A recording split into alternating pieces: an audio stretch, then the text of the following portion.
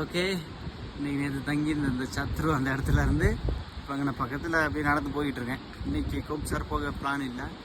கேப்பில் எங்கேயாவது 10 பீஸ் பண்ணி நல்லா தூங்கிட்டு நாளைக்கு தான் அந்த மக்கள் நடமாட்ட உள்ள இடத்துக்கு போகலான் இருக்கேன். இப்போ இதுதான் ஆக்சுவல் ரோடு. இப்படியே மேலே மேலே போதில்ல, அதுதான் ஆக்சுவல் ரோடு. ஆனால் லேண்ட்ஸ்லைடில் இது காலி ஆகிட்டு இதை ரீபில்ட் பண்ணியிருக்காங்க.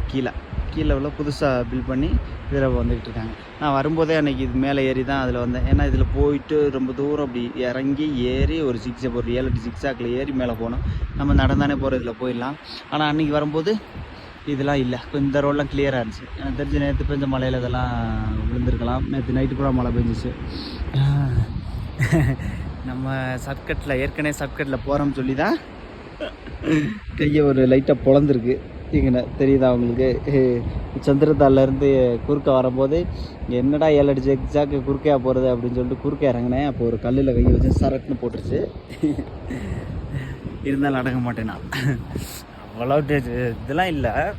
நம்ம அதை நேற்று அன்னைக்கு இங்கே உள்ள பாறைகள்லாம் ஸ்ட்ராங்காக இருக்காது. அப்படியே பொதுன்னு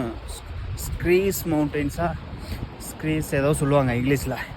அந்த பிடிமானம் இல்லாத மண் தான் அந்த மாதிரி சரன்னு அப்படியே சரிஞ்சிடும்.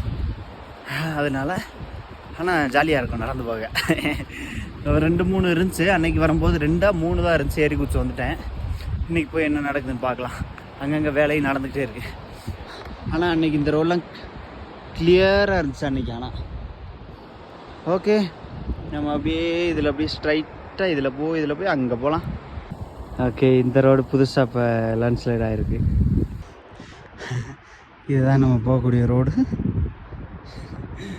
இது மேலே இருக்கிற ரோடு. இது தரேன். இதில் தான் அப்படியே குறுக்கு நடந்து போகலாம்.